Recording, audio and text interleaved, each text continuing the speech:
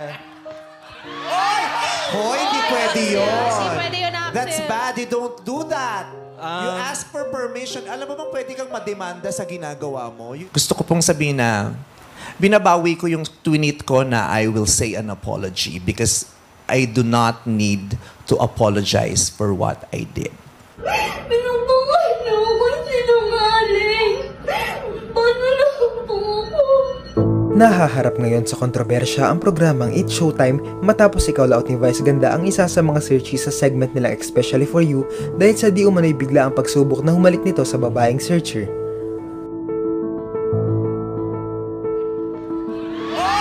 Hoy, hindi pwede yun. Hindi pwede yun, Axel. That's bad. You don't do that.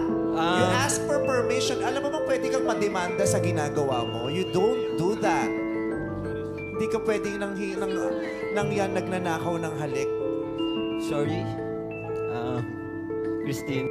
Inulan ng batikos ang comedian host dahil tila ba napahiya niya ang lalaki sa national TV. Nagsalita na rin si Christine at sinabing wala talagang nangyaring akmang paghalik dahil ang nakikita niyang intensyon lang ni Axel ay i-comfort siya at tila na misinterpret ng mga host ang naging aksyon nilang dalawa.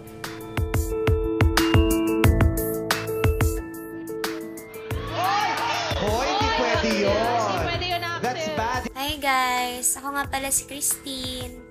So, kanina, pagising ko, nakita ko tong video na to. Tapos, nabasa ko sa comments na yung iba, galit. Tapos yung iba naman, naiintindihan talaga na nakikita nila na wala naman talagang ginawang mali si Axel. Totoo po kasi niya, wala naman po talagang balak si Axel na ibeso ako. Tsaka hindi ko talaga naramdaman na gusto niya akong ibeso. Kasi po ang nangyari, 'di ba? Inapiran ko siya. Tapos parang gusto niya akong i-hug. Tapos since nakaupo ako, ang awkward ng position. Ang feeling ko kasi na gusto niyang gawin, i-hug niya ako, tapos itatap niya yung likod ko. Para i-comfort ganun, parang tropa, igaganyan niya. Kaya yun, yumuko siya. Nabanda dito kasi itatap niya nga siguro ako eh. Parang magtropa. Sa pagtropa, di ba, pag alimbawa yung tropa mo, malungkot. Ganun ka magano, di ba? Okay lang yun, be. Ganyan. Tapos, di ba, yung posisyon na yun, parang na-misinterpret ng mga host yun. To clarify lang po, wala po talagang nangyaring halik. Wala pong nakaw na halik na nangyari. Parang comforting lang po talaga since emotional ako nung segment. Ayun po. Pero in fairness po kay Meme Vice, ramdam mo talaga yung concern niya sa mga ganong bagay. Pero gusto ko lang po talagang ninawin na wala pong nakaw na halik na nangyari. Concern, parang lang talaga, gusto niya talaga ako i-comfort. Ganun. Dahil lang sa position na nakatayo siya at nakaupo ako, na misinterpret lang po talaga siguro ng mga host yun. Ngayon, pasensya na din po. Lalo na kay Axel, sorry. Sana, maging okay ka. Pasensya ka na kung nangyari yung ganyan. Dahil dito, napatweet si Vice at inaming mali ang naging reaksyon niya. Ayon sa kanya, ang akala niya ay na-violate si Christine dahil ang naging dating sa kanya ng aksyon ng babae ay hindi ito natuwa nang bigla siyang sunggaban ni Axel. Sinabi rin ni Vice na hihingi ito ng tawad.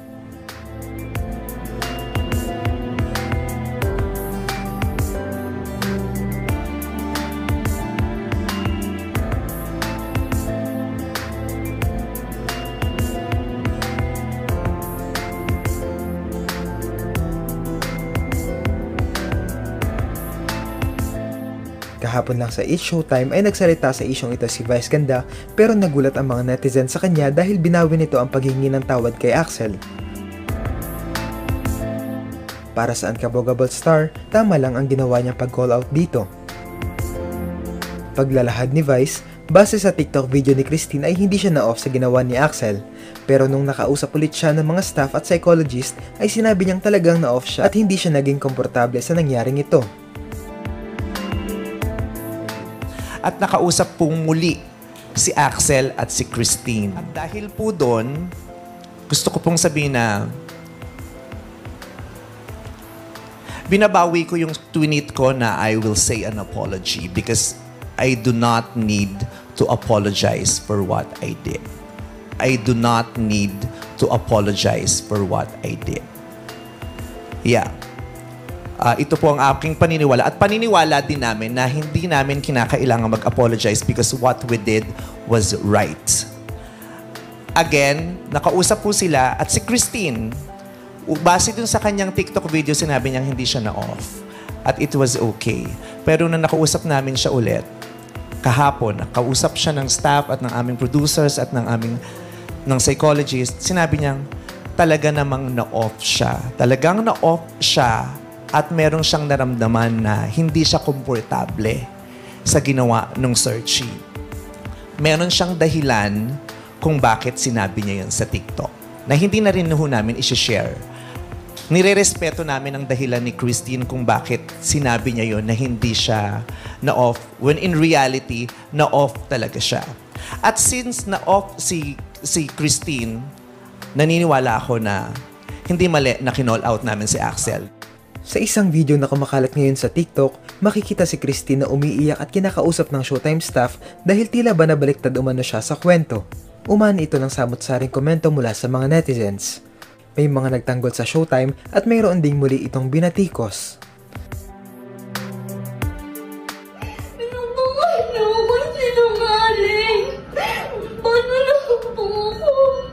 Hi guys, magsasalita lang po ako about sa issue ni Christine saka ni Axel. Since kapatid ko po yung ex ni Christine, nag-send po siya sa akin ng video na pinapaliwanag po yung nangyari about dito sa issue. Kasi wala daw naniniwala kay Christine, sinasabihan daw na sinungaling at kung ano-ano pa. At ang dami nang nagme-message sa kanya. Gusto na nilang ilinaw o linawin. Ito yung chat namin, yung conversation namin ng kapatid ko. Disclaimer lang po, yung video na yon galing po sa kapatid ni Christine, tapos sinend lang po sa kapatid ko. And then, kaya po na magkasama sila ngayon kasi tinawagan po ng Showtime o tinawagan po ng isa sa staff ng mga Showtime yung kapatid ko para i-comfort si Christine since nag-hysterical na daw po. And wala po silang kasama kasi naglilipat po ng bahay sila Christine. Kaya po pinapunta ng Showtime yung kapatid ko sa bahay nila. Panoorin nyo po yung mga video para malaman nyo po yung totoong nangyari. Ito po yung video, ipa-flash po dito. Yung mapapanood nyo po na video is kuha right after ng pagbibigay ng statement ni Miss Vice Ganda sa Showtime kanina. And then tumawag po agad yung staff ng Showtime kay Christine. And ayun po yung usapan nila. Alam ko po na hindi tama na i-post ko to kasi alam ko po na private yung usapan nila. Pero hindi rin po tama na ibabash si Christine nang dahil sa mga pagkakamali. O wala po akong sinisisi na tao. Pero kasi nasisira po yung buhay ni Christine ngayon. And nakasama ko po siya dito sa bahay matagal po. Kaya pinagtatanggol ko din po. Claro. Yung statement, yung dalawang video na nirelease mo,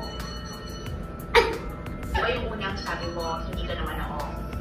Hindi mo kasi in-explain ko po na nakasatlong video nga po eh. Kaya nga, nakatatlong video ka, nag-iba-iba din yung sinabi. Hindi po, iba-iba. Paulit-ulit ko po.